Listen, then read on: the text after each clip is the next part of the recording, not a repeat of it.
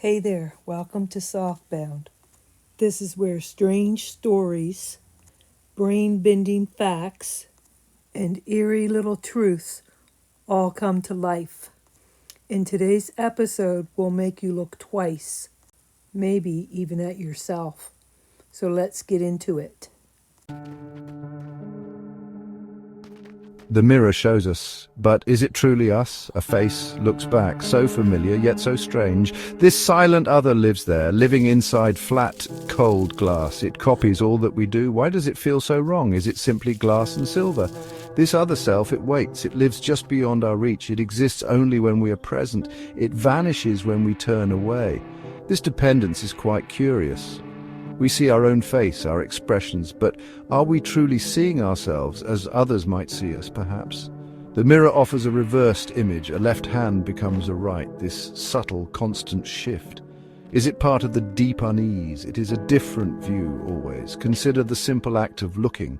We gaze into our own eyes.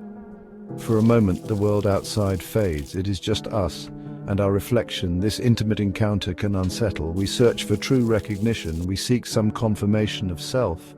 Yet the image can sometimes feel alien, as if a stranger is looking back, looking with our very own eyes. This feeling, this odd disconnect, is it not profoundly strange? The mirror does not judge us. It simply reflects what is there. Long before glass mirrors existed, people saw their reflections. They saw them in still, dark water. A quiet pool became a window, a sudden glimpse into another world, or perhaps a way to see the self. These first mirrors were all natural. They were fleeting, easily disturbed. Imagine the wonder, the quiet fear, seeing a face look back from the silent depths of a pond. It must have felt like pure magic. A spirit living in the water. Then came surfaces of polished stone. Obsidian, a dark volcanic glass, was used. Ancient Egyptians used polished copper. These early mirrors were very precious. They were not made for everyone. These objects held a certain power.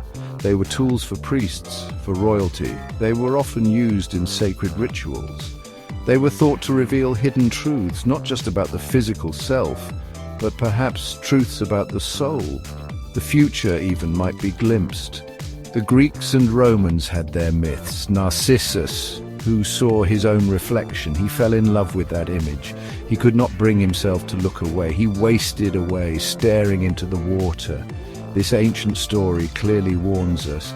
It speaks of the mirror's deep allure, its subtle power to truly captivate, to trap us in our own self-contemplation. The mirror became a potent symbol of vanity, yes, but also of self-knowledge. Why do we say such a thing? That breaking a mirror brings bad luck. 7 long years of misfortune. This idea is very old indeed. It comes from the ancient Romans. They believed life renewed itself in cycles of 7 years. They also thought mirrors held something, a small piece of a person's soul. If the mirror broke, the soul suffered. It was trapped or perhaps damaged until the next 7-year cycle passed.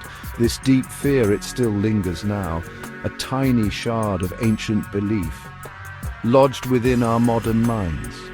Consider covering mirrors in a house where someone has died. This is another old, solemn custom. It is found in many cultures. Why is this particular thing done?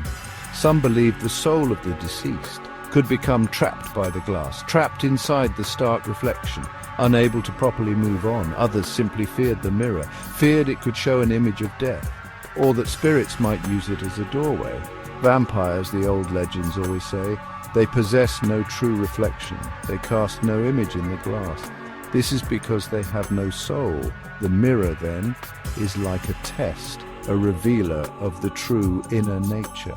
It separates the living from the undead, the human from the somehow monstrous. This adds greatly to the mirror's mystique. Our brains are wired for faces. We see them almost everywhere, in clouds, in abstract patterns. So when we see our own face, it's a very strong, clear signal, but the mirror shows a reversed image. This is not how other people see us. This is not the face we see in photos. This small, constant difference can be jarring. The brain tries to make sense of it. This ongoing, subtle mental correction, it might contribute to the strangeness. Consider the strange face illusion. Psychologist Giovanni Caputo described this. If you stare at your own reflection in a rather dimly lit room for several long minutes, unblinking, your face may begin to distort. It can appear to change slowly. It might look like a stranger's face, or something quite monstrous, unsettling, or even the face of an animal. This is not any form of magic. It is the work of the brain trying to process unchanging information. It starts to fill in unseen gaps, or it may misinterpret the signals. The brain is a pattern-seeking machine. When a pattern is too perfect, too static, it can sometimes falter. Our own face, unmoving, staring back, it slowly becomes quite unfamiliar. The features might seem to shift, eyes might look larger or darker, the mouth might appear to warp. This is not the mirror changing, it is our perception playing tricks. Thank you for watching. If this made you think or feel a little strange in the best way, go ahead and subscribe. More stories like this are on the way. Until next time, stay curious. Just remember, this is Real Voice. Thank you.